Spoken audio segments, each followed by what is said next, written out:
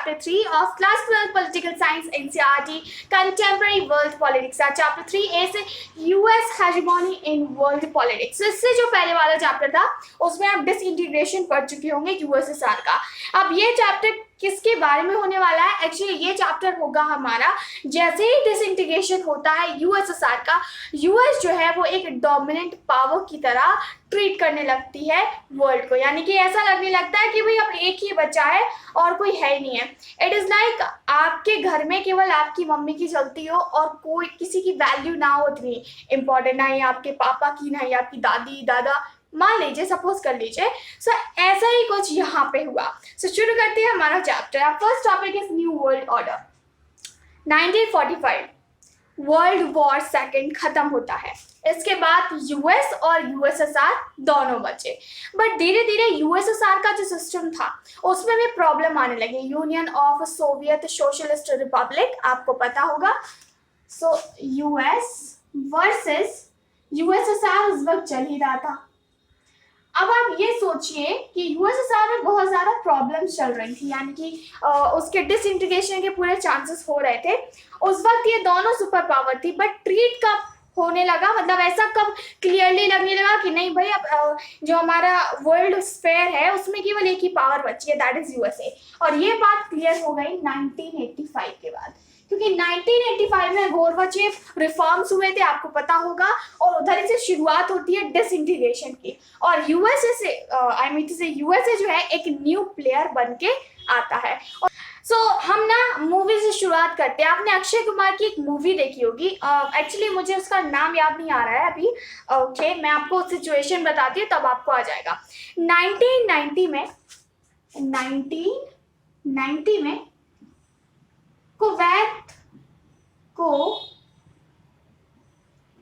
Kuwait पर हमला कर दिया किसने? इराक ने. और इस पे कब्जा करने की कोशिश की.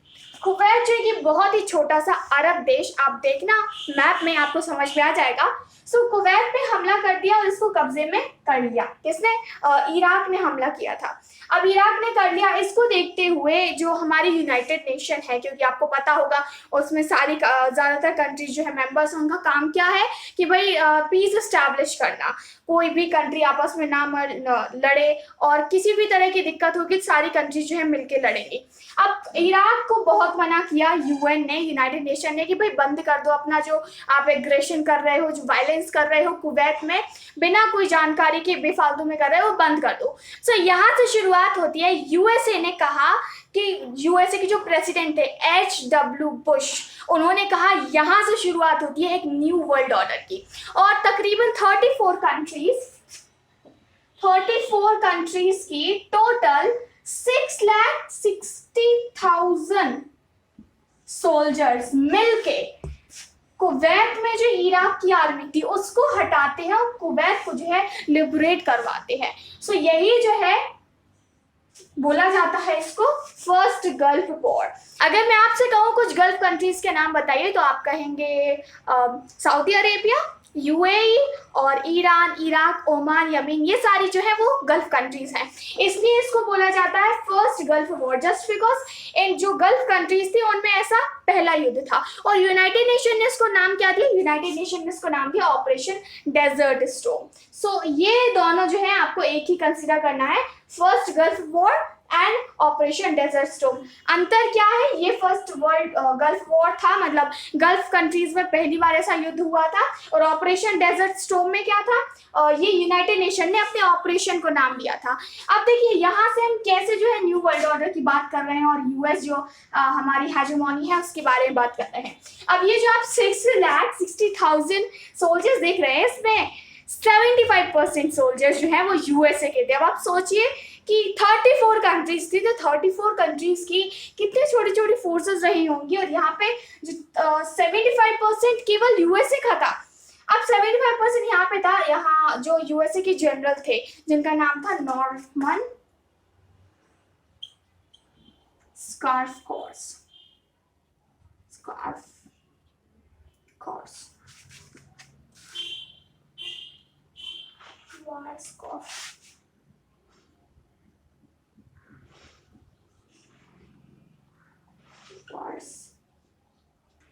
ओके. सो इनका नाम था नॉर्मन स्कार्सकॉफ, जो कि जनरल थे यूएस आर्मी के। अब 75% यहाँ पे आर्मी थी, 34 कंट्रीज ने मिलकर ये ऑपरेशन किया था। अब यूनाइटेड नेशन ने इसका फंड दिया था, यानी कि ये जो सारी कंट्रीज थी ये मिलके कर रही थी ना, फोर्स जरूर यूएसए की ज्यादा थी बट ये सारी मिलके कर रही थी, तो फिर जो बाद में फंड मिला वो यूएसए को बहुत ज्यादा मिला, यानी कि जितना इसने खर्च किया था बहुत ज्यादा खर्च किया था। इनफैक्ट उस वक्त ये जो ऑपरेशन है ना पूरा, ये लोग अपने घर पे बैठ के देख सकते थे, क्योंकि इसमें बहुत ही स्मार्ट तरीके से बहुत ज्यादा टेक्नोलॉजी का यूज किया गया था। इससे पता चलता है कि ये जो यूएसए है और जो बाकी कंट्रीज है इनमें कितना गैप है, टेक्नोलॉजिकल कितना गैप है। जो यूएसए ने अपने युद्ध में, वॉर में जो बॉम्ब यूज किए थे वो थे स्मार्ट बॉम्ब्स। इनफैक्ट जब इसने जापान पे हमला किया था तब भी इसने बॉम्ब यूज किए थे, और जो कि इतने ज्यादा इफेक्टिव थे कि आज भी जापान में उसका फर्क देखा जा सकता है। और कई सारे जो न्यूज़ रिपोर्टर्स हैं, जितनी भी मीडिया है वर्ल्ड की, उसने इस चीज़ को कवर किया था और इसको कहा था कि भाई ये तो कंप्यूटर वॉर है। एक कंप्यूटर वॉर इसलिए क्योंकि इसमें टेक्नोलॉजी का काफ़ी ज़्यादा यूज़ हुआ था। सो अलग अलग तरह के जो है नाम यूज़ किए गए। अब आपको याद रखना है, कंफ्यूज मत होना, फर्स्ट गल्फ वॉर और ऑपरेशन डेजर्ट स्टॉर्म एक ही है, अलग अलग नहीं है। ये यूनाइटेड नेशन ने नाम दिया था ऑपरेशन डेजर्ट स्टॉर्म का। ये था new world order. Now let's talk about the Clinton years. Clinton years 1992 में यूएसए में इलेक्शन होते हैं और बिल क्लिंटन जो है वो जीत जाते हैं। बिल क्लिंटन जो है वो थे डेमोक्रेटिक पार्टी के। आपको पता होगा जो अभी डोनाल्ड ट्रंप है यूएसए के प्रेसिडेंट, वो किस पार्टी के हैं? वो रिपब्लिकन पार्टी के हैं। और हम यहाँ पे बात करें डेमोक्रेटिक पार्टी के क्लिंटन ईयर्स। जो डोनाल्ड ट्रंप के इलेक्शन हुए थे, यानी कि प्रेसिडेंट के इलेक्शन हुए थे जब यूएसए में, उस वक्त हिलेरी क्लिंटन अगेंस्ट थी, जो कि डेमोक्रेटिक पार्टी से थी, और बिल क्लिंटन की वाइफ। तो क्लिंटन ईयर्स में जो यूएसए की पॉलिसी रही वो थोड़ी अलग रही। देखिए हर प्रधानमंत्री की, राष्ट्रपति के, जैसे कि हम इंडिया की बात कर ले तो कुछ ऐसे रहते हैं कि भाई जो बाहर से रिलेशन काफ़ी अच्छे बनाते हैं, जो अपने आसपास की कंट्रीज है, और कुछ ऐसे रहते हैं कि भाई उनको कोई मतलब नहीं है, हम अपने घर का देखेंगे। ये एकदम हमारे आपके जैसे की तरह है। कुछ लोग जो है काफ़ी ज़्यादा सोशल होते हैं, बहुत ज़्यादा सोशल। अरे रास्ते में कोई मिल जाए तो अरे भैया, अरे दीदी, आंटी नमस्ते, चाची नमस्ते, एवरीथिंग ऐसा करने लगते हैं। कुछ होते हैं कि भाई फैमिली मेंबर भी आ गया हो ना तो उनको कोई इंटरेस्ट ही नहीं, यार कौन हो मुझे नहीं पता। सो यहाँ पे भी कुछ ऐसा ही था। जो यूएसए की फॉरेन पॉलिसी रही क्लिंटन ईयर्स में, वो एकदम डोमेस्टिकली फोकस्ड थी, यानी कि इन्होंने एक्सटर्नल जो अफेयर है, जो बाकी कंट्रीज से रिलेशन है, उस पर इतना ध्यान नहीं दिया। इन्होंने क्लाइमेट चेंज हुआ जो उस वक्त यूएसए में प्रॉब्लम थी, उस पर ध्यान दिया। अब क्लिंटन ईयर्स, लेकिन हम ये भी नहीं कह सकते हैं एकदम ये अलूफ था जो इंटरनेशनल पॉलिटिक्स थी। For example, let me give you one. Here I have one example, that is Yugoslavia. Okay,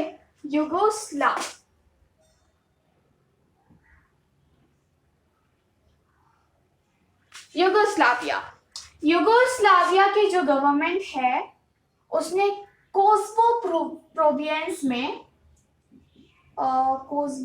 province में अल्बेनियन जो पॉपुलेशन थी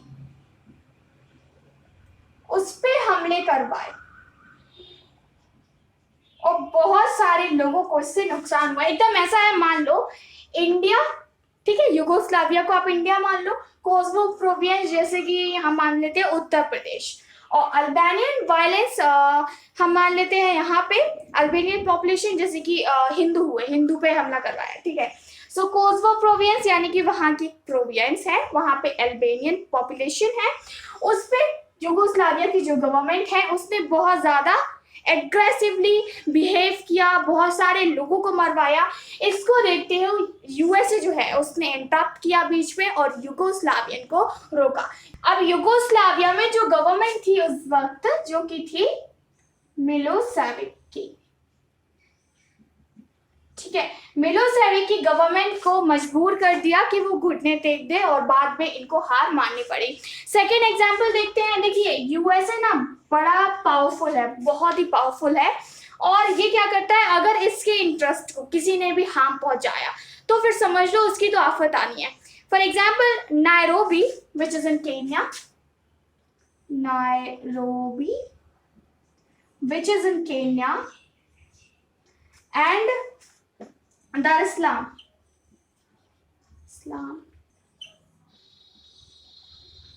which is in Tanzania. Okay, so Nairobi जो कि केन्या में है और dar es Salaam जो कि तंजानिया में है. सो इन दोनों ही जगह जो है वो यूएस एम्बेसीज हैं. अब यूएस एम्बेसीज पे अलकायदा ग्रुप क्या है, एक टेररिस्टियल ग्रुप है एक्सट्रीम इस्लामिक आइडियाज का.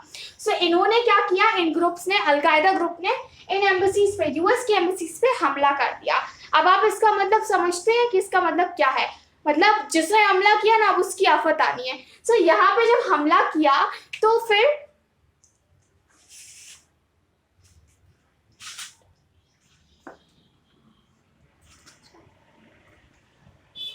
यूएसए ने लॉन्च कर दिया अपना सेकेंड ऑपरेशन जो कि था ऑपरेशन इनफाइनाइट रीच. ये जो हमला हुआ था ये 1998 में हुआ था, ये बात आप याद रखिएगा. 1998 में ये हमला हुआ था. अब 1998 में हमला हुआ था यहाँ पे अलकायदा ग्रुप के खिलाफ जो है, फिर एक ऑपरेशन लॉन्च किया यूएसए ने जो था ऑपरेशन इनफाइनाइट रीच. इसमें क्या किया, जो टेररिस्टियल ग्रुप था अलकायदा, उसके जो टारगेट्स थे सूडान और अफगानिस्तान में ज्यादा थे, सूडान एंड अफगानिस्तान. यहाँ पे पकड़ के, यानी कि पकड़ से मतलब है जहां जहां के टारगेट्स थे वहां पे हमला किया. किसने किया, यूएसए ने किया. जस्ट बिकॉज नायरोबी में और dar es Salaam में जो यूएस एम्बेसीज थी उन पे हमला किया गया. सो क्लिंटन ने सॉफ्ट इश्यूज जो है उन पे फोकस तो किया, यानी कि अपनी जो डोमेस्टिक पॉलिटिक्स है उस पे फोकस किया, बट साथ ही साथ उन्होंने इन चीजों पे भी ध्यान दिया. यूगोस्लाविया का जो इंसिडेंट हुआ था वो हुआ था 1999 में, और ये जो सेकंड इंसिडेंट मैं आपको बता रही हूँ ये हुआ था 1998 में. सो इसको पहले याद करना, बाद में ये करना, वरना ऑर्डर थोड़ा सा बिगड़ जाता है तो कंफ्यूजन हो जाती है. अब देखिए, जब कोसोवो प्रोविंस को मतलब आज़ादी मिल गई, अब कोई भी यूगोस्लावियन गवर्नमेंट परेशान नहीं कर रही थी, तो कोसोवो में यूएसए ने नाटो फोर्स जो है वो वहां पे जमा दी. नाटो यानी कि नॉर्थ अटलांटिक ट्रीटी ऑर्गेनाइजेशन.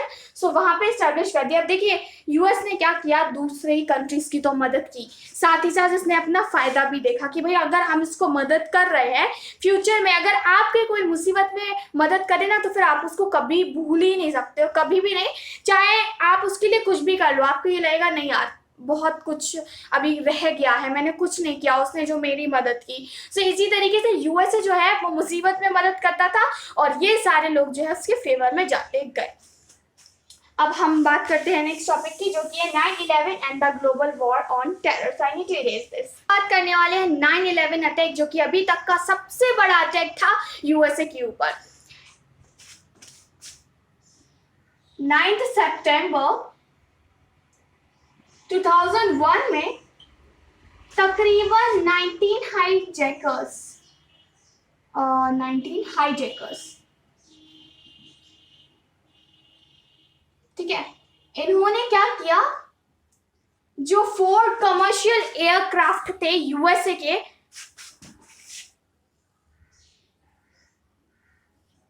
ठीक है, यूएसए, यहाँ जो इसके 4 कमर्शियल एयरक्राफ्ट थे उनको पकड़ के हाईजैक कर लिया. अब ये जो 4 कमर्शियल एयरप्लेन्स जो कि जा रहे थे अरब से यूएसए में, तो जो हाईजैकर्स थे उन्होंने क्या किया, जो यूएसए की इंपॉर्टेंट बिल्डिंग्स हैं वहां पे इन प्लेन्स को क्रैश करवा दिया. अब देखिए 4 प्लेन थे और 19 हाईजैकर्स थे. मैं बताती हूँ कौन सा प्लेन किससे टकराया था. जो 2 प्लेन थे, ठीक है, मैं यहाँ पे आपका प्लेन बना लूं. अब ये जो 2 प्लेन थे ये तो टकराए, एक तो नॉर्थ और दूसरा साउथ वर्ल्ड ट्रेड सेंटर, मतलब नॉर्थ टावर जो था और जो साउथ टावर था वर्ल्ड ट्रेड सेंटर का, उनसे टकराया. अब जो बाकी 2 बचे, एक को तो इन्होंने पेंटागन से क्रैश करवा दिया. पेंटागन क्या है, यूएसए का डिफेंस हेडक्वार्टर है पेंटागन, ठीक है, वहां पे एक को क्रैश करवा दिया ताकि बिल्डिंग डैमेज हुई. ये जो 3rd एयरक्राफ्ट था इसको इन्होंने आर्लिंगटन में पेंटागन है, पेंटागन यूएस का डिफेंस डिपार्टमेंट, उसका हेडक्वार्टर है। तो वहां पे ये क्रैश हो गया तीसरा प्लेन। अब जो चौथा बचा, चौथे प्लेन को इन्होंने यूएस कांग्रेस की जो बिल्डिंग थी उसमें क्रैश करवा दिया, और ये फिर जो प्लान है वो जो प्लेन है वो नीचे आ जाता है पेनिसिलिन फील्ड में। सो इस तरीके से 4 एयरक्राफ्ट को हाईजैक करके इंपॉर्टेंट बिल्डिंग्स में क्रैश करवा दिया। अब आप सोचिए, एक तो बिल्डिंग में जो लोग, उनकी मौत, उसके अलावा जो प्लेन्स में थे उनकी मौत, और जो नुकसान हुआ प्रॉपर्टी को उसकी। सो ब्रिटिश ने वॉशिंगटन डीसी में 1814 में जो हमला किया था उससे भी ज्यादा खतरनाक ये था। जापान ने जो पर्ल हार्बर में अटैक करवाया था 1941 में, उससे भी ज्यादा खतरनाक था। इनफैक्ट यूएसए जब से फाउंड हुआ था उसके बाद यूएसए का ये सबसे बड़ा अटैक था, उसके ऊपर किसी ने करवाया। और इसके पीछे कौन था? वही अलकायदा ग्रुप, जिन पर यूएसए हमला किया था और ऑपरेशन इनफाइनाइट रीच जो है वो चलाया था। अब ये जो हमला हुआ था वो हुआ था 9 सितंबर को। आपको बता दी यहाँ पे 9/11 अटैक के नाम से जानते हैं। 9/11 अटैक क्यों? देखिए हमारे यहाँ कन्वेंशन क्या है, अगर मैं आपसे कहूँ आज कितनी डेट है वो लिखिए। सो आप क्या करेंगे, मान लीजिए आज है 3 जून, ठीक है, 3 जून, चूंकि आज 3 है और जून 6th मंथ है, तो आप कुछ इस तरह से लिखेंगे। बट अगर मैं बात करूँ यूएसए में, तो वहां पे कन्वेंशन है, वो मंथ को पहले लिखते हैं और डेट जो है वो बाद में लिखते हैं, यानी कि वो 6/3 कहेंगे आज, और कोई भी डेट हो उसमें ऐसे ही होता है। इसीलिए देखिए यहाँ पे जो मंथ है उसको पहले लिखा है, ये 9 मंथ यानी कि सितंबर है, और 11 उस वक्त जो है वो 11 तारीख थी। सॉरी, सो इसके हिसाब से देखा जाए तो मैंने यहाँ पे गलत लिखा 9 सितंबर, यहाँ पे 11 सितंबर होना चाहिए था 2001, then it would be correct. अब आप सोचिए कि यूएसए पे इतना बड़ा हमला हुआ और क्या यूएसए शांत बैठा होगा? बिल्कुल नहीं। अब इसके बाद जॉर्ज डब्ल्यू बुश आए। जॉर्ज डब्ल्यू बुश ने क्लिंटन के बाद आए, ये नेक्स्ट प्रेसिडेंट बने।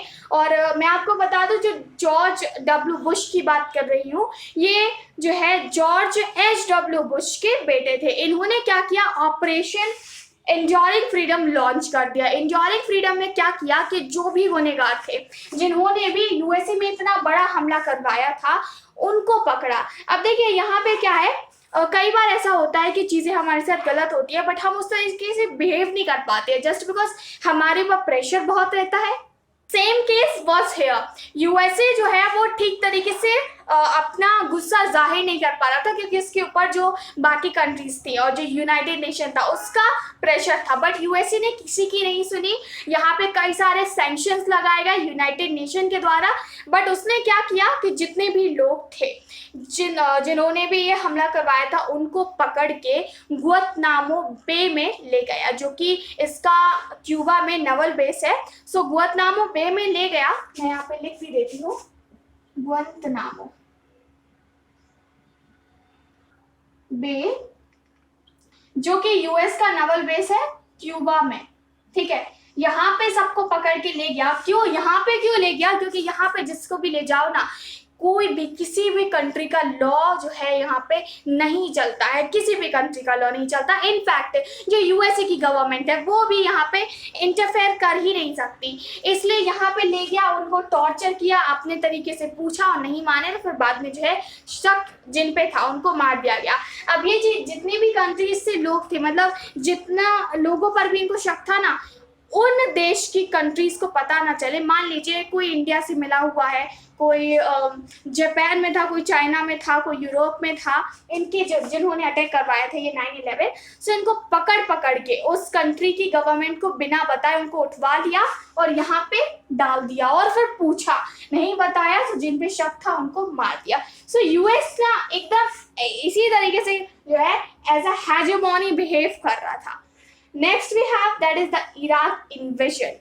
Okay, so before starting next topic, that is the Iraq invasion, let me tell you one thing that 9/11 को बहुत बड़ा अटैक क्यों कहा जाता है, क्योंकि इसमें जो सिविलियन की मौत हुई थी वो बहुत ज़्यादा थी in comparing to other attacks.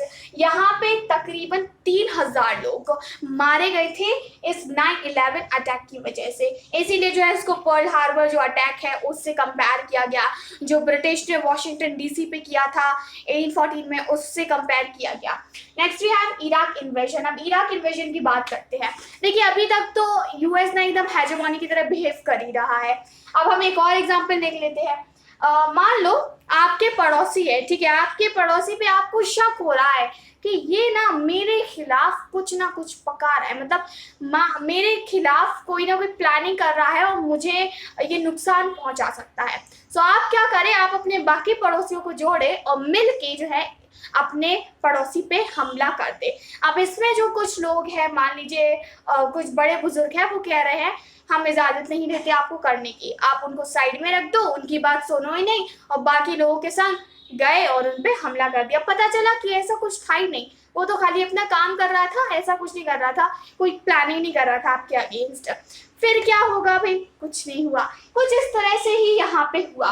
The Iraq invasion में 40 कंट्रीज ने यूएसए को ज्वाइन किया। क्यों ज्वाइन किया? कि उनको लग रहा था, यूएसए को लग रहा था कि जो इराक है ना वो ना ये मास डिस्ट्रक्शन वेपन बना रहा है, मास डिस्ट्रक्शन वेपन, मास डिस्ट्रक्शन वेपन बना रहा है और इससे जो है हमें नुकसान हो सकता है। अब यूनाइटेड नेशन ने तो मना कर दिया, भाई हम नहीं दे रहे हैं, इराक जो कर रहा है करने दो, हम आपको इजाजत नहीं देते ऐसा करने की। बट यूनाइटेड नेशन ने यहाँ जो यूएसए है उसने यूनाइटेड नेशन की सुनी ही नहीं और 40 कंट्रीज के साथ लॉन्च कर दिया अपना ऑपरेशन। यहाँ पे मैं लिख देती हूँ Iraqi freedom, Iraqi freedom 40 countries के साथ, याद रखना। अब पता है लास्ट में क्या पता चला? लास्ट में ये पता चला कि भाई ऐसा कुछ नहीं है, वो कुछ नहीं बना रहा था इस तरह के weapons. WMD mass destruction weapon, so इसको WMD बोलते हैं।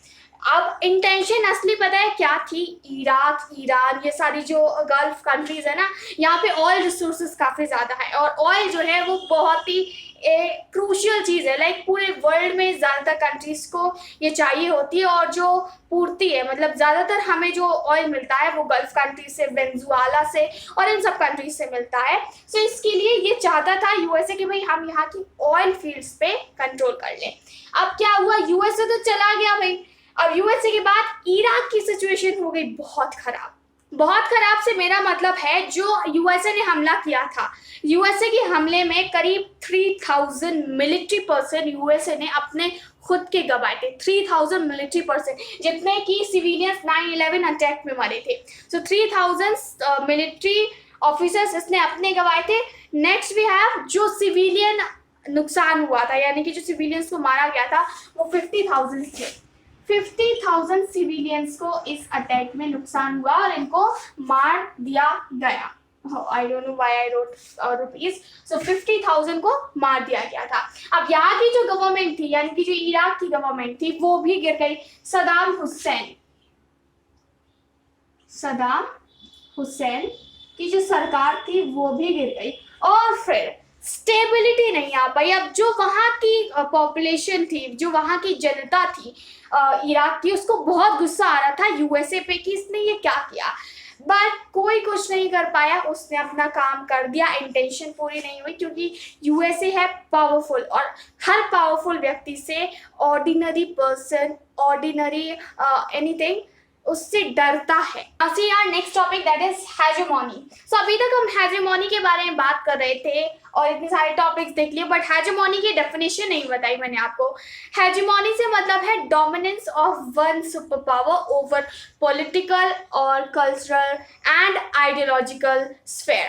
आइडियोलॉजिकल यानी कि उसकी जो आइडियोलॉजी है जिस पे वो काम करता है उसको सभी एक्सेप्ट करें, नहीं ये जो है अच्छी है, मतलब एक्सेप्ट करने का मतलब है वो एक एज अ बेस्ट कंसीडर की जाए। Now let me tell you that unipolar world क्या होता है। यूनिपोलर वर्ल्ड जो प्रीवियस चैप्टर था आपने उससे बाइपोलर वर्ल्ड देखा होगा। अब इसमें मैं बताने वाली हूँ आपको यूनिपोलर वर्ल्ड। यूनिपोलर वर्ल्ड से मेरा मतलब है जब इंटरनेशनल पॉलिटिक्स और जब को वर्ल्ड सोल पावर के द्वारा डोमिनेट किया जाए उसको हम कहते हैं unipolar world. Next we have जो हेजेमोनी होती है वो तीन तरह की होती है, एक तो hard power, as a hard power, as a structural power and as a soft power. One by one we are going to see this. Let's see the first one which is hard power. When I say hard power, I'm talking about military capabilities. Military capabilities. अब भाई जो USA है उसकी capability कितनी है वो सब हम देख चुके हैं। ये बहुत ही स्ट्रांग है, इसकी मिलिट्री काफी ज्यादा अच्छी है क्योंकि इसने अभी तक जितनी भी फोर्स लड़ी, मतलब जितने भी वॉर लड़े, जितने भी ऑपरेशन किए, देखिए इन्फानाइट रीच किया, ऑपरेशन इंड्योरिंग फ्रीडम किया, डेजर्ट स्टॉर्म किया, ज्यादातर जो मिलिट्री का परसेंटेज है वो इसके पास रहा। ठीक है, देखिए बड़ी बात ये नहीं है कि इसके पास मिलिट्री ज्यादा है, अगर ऐसे कहें तो भाई इंडिया तो कितना बड़ा है, उसकी मिलिट्री भी जो है उसका साइज काफी ज्यादा बड़ा है, बट यहाँ पे है मिलिट्री पर प्लस टेक्नोलॉजी। यहाँ पे मिलिट्री के साथ साथ टेक्नोलॉजी का गैप आ जाता है।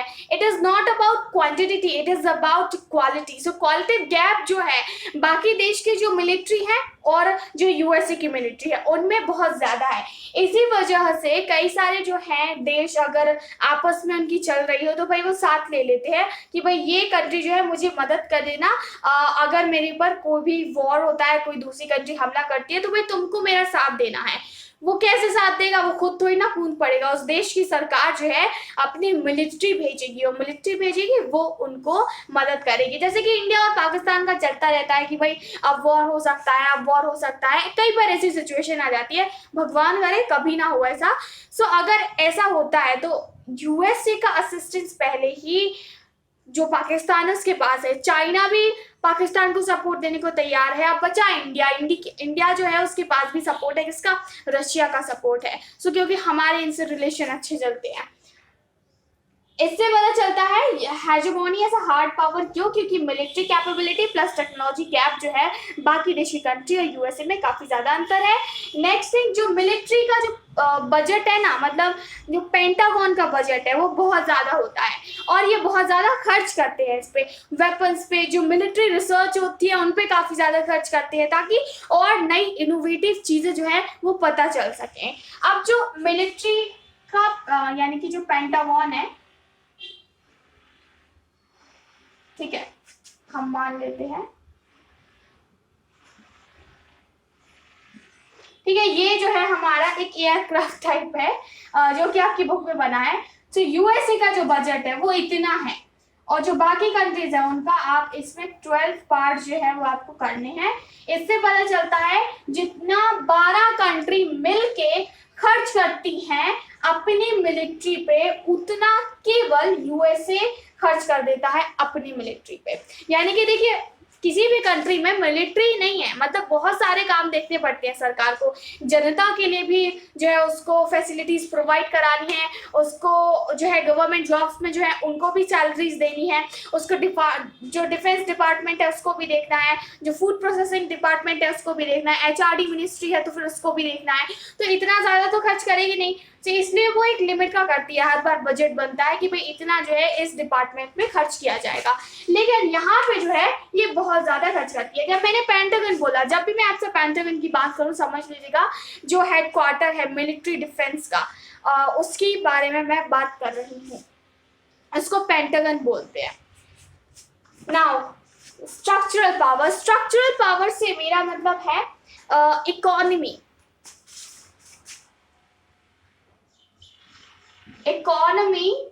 Internet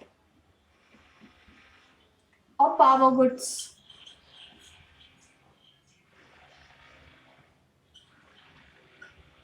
When I say economy, इसकी इकोनॉमी बहुत मजबूत है, लाइक बहुत मजबूत है।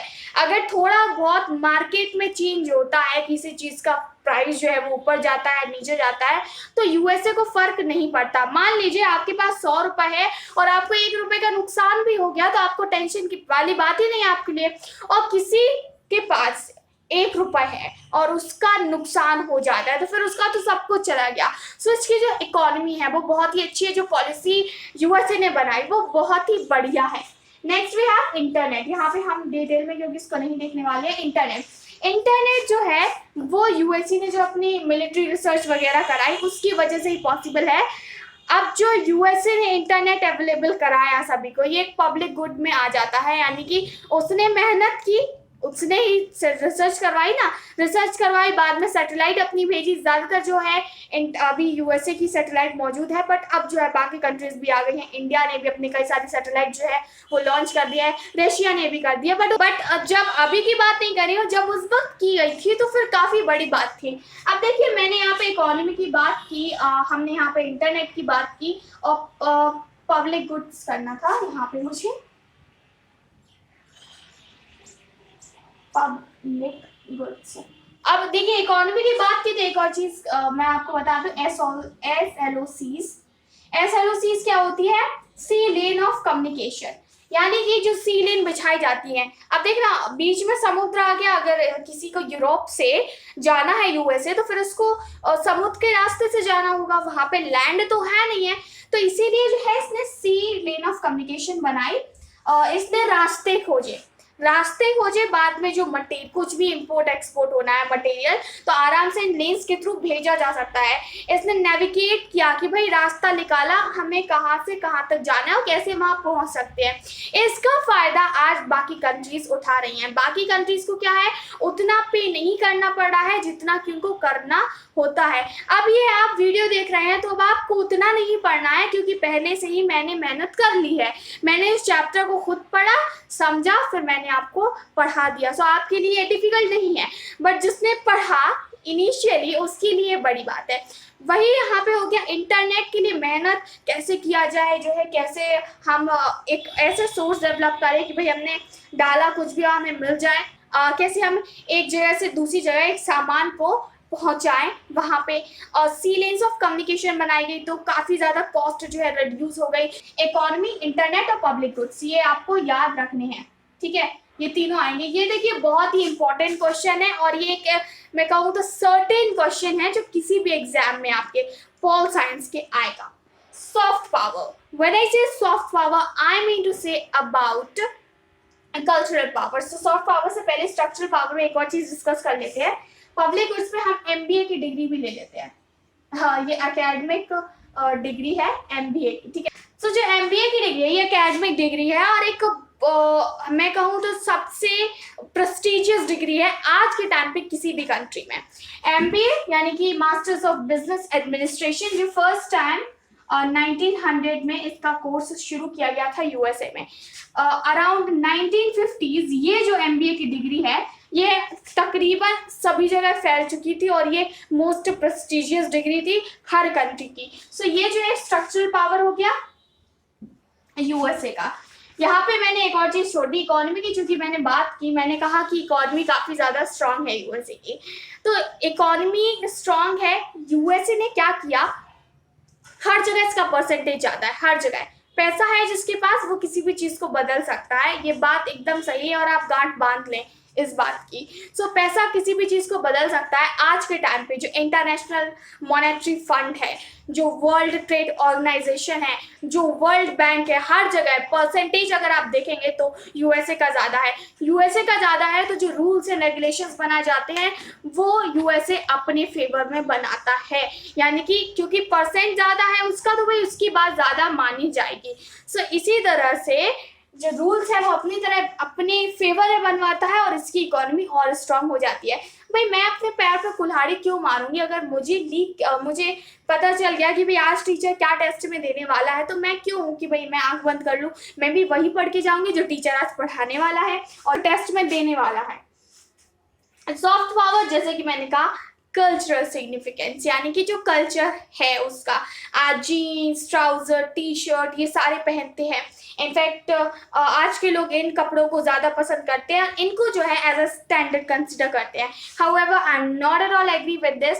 देख लीजिएगा, आप कोई ट्रेडिशनल क्लॉथ पहना हो तो आप उसको, लोग जो है, कई सारे लोग होते हैं ऐसे कि उसको देखते हैं कि भाई ये तो काफ़ी गंवार है। मैं आपको बताऊँ, गंवार का मतलब वो नहीं होता जो आप समझते हैं।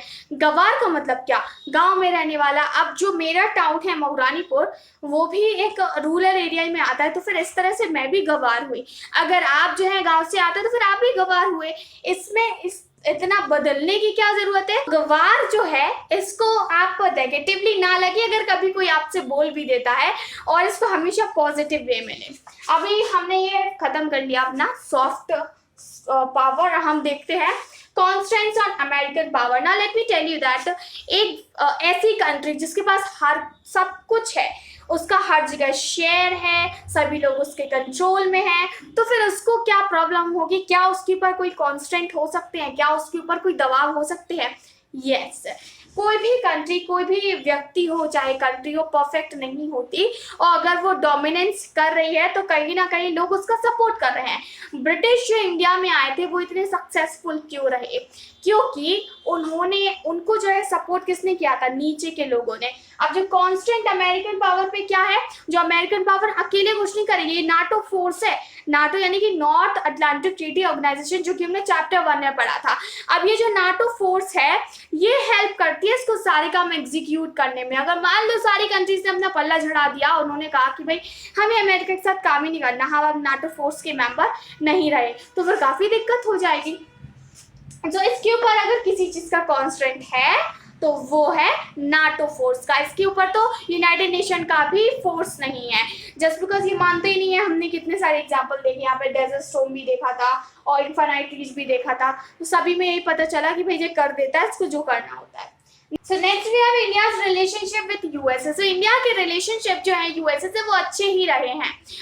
हम एग्जाम्पल लेते हैं, 75% जो हमारे यहाँ का सॉफ्टवेयर एक्सपोर्ट है वो यूएसए को जाता है। जो हम सॉफ्टवेयर एक्सपोर्ट करते हैं उसका 75% जो है वो यूएसए को जाता है। यूएसए में सिलिकॉन वैली में जितने भी साइंटिस्ट, इंजीनियर कर रहे हैं काम, सब बड़े बड़े, वो सारे इंडिया से ही गए हैं।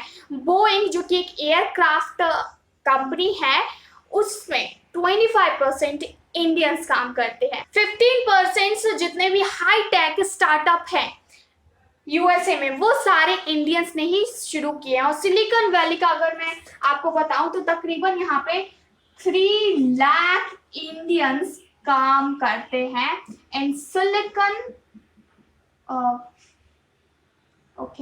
Silicon valley.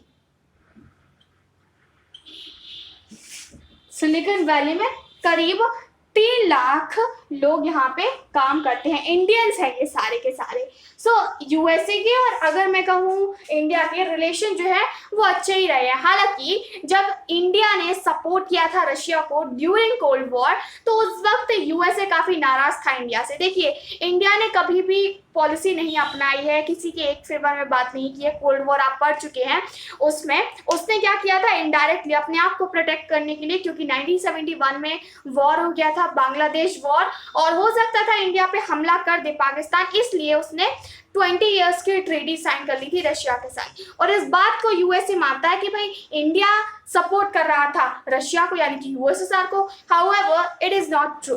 सो इस वजह से काफ़ी प्रॉब्लम्स रही यूएसए और इंडिया में, बट अब जो है रिलेशन नॉर्मल है। इनफैक्ट आज के टाइम पे बात करें तो बहुत ही ज़्यादा नॉर्मल हो चुके हैं। यहाँ पे है हमारा टॉपिक। नेक्स्ट भी है how hegemony can be overcome. अब चलिए, इससे पहले इंडिया रिलेशन विद यूएसए जो एनालिस्ट्स हैं उनका क्या कहना है। Now let me tell you 3 important points related to India's relationship with USA। जो एनालिस्ट्स हैं वो क्या कहते हैं, कई सारे ऐसे कहते हैं, एक ग्रुप है एनालिस्ट्स का, वो कहते हैं कि जो हेजेमोनी है इंडिया को उसका फायदा लेना चाहिए। यूएस जो है वो हेजेमोन है आज की पॉलिटिक्स में, आज के इंटरनेशनल स्फेयर में, तो इंडिया को फुल फायदा लेने की कोशिश करनी चाहिए ताकि वो अपनी जो इकोनॉमी है उसको बिल्ड कर सके और एम्प्लॉयमेंट जनरेट कर सके अपनी कंट्री के लोगों के लिए। दूसरा जो ग्रुप है एनालिस्ट्स का, वो कहते हैं भाई इससे दूर रहो, दूर रहोगे तभी आपका भला हो पाएगा। अदरवाइज पास रहने से क्या होगा, हो सकता है कि कभी यूएसए अपना जो पावर है वो इंडिया के ऊपर इस्तेमाल कर दे और इसको जो है एकदम दबा कुचला बना दे। थर्ड इज, कुछ लोग कहते हैं कि भाई यूएसए से दूर रहो, एकदम दूर भी नहीं, बैलेंस करके चलो। जो डेवलपिंग कंट्रीज है उनको साथ में लाओ और यूएसए के बराबर खड़े होने की कोशिश करो। उससे क्या होगा, यूएसए को एक टक्कर का मिलेगा, क्योंकि अभी ये क्या है, यूनिपोलर वर्ल्ड में एग्जिस्ट करता है। एक न्यू वर्ल्ड ऑर्डर चल रहा है जिसमें केवल यूएसए पावर है। So the last topic we have is how hegemony can be overcome.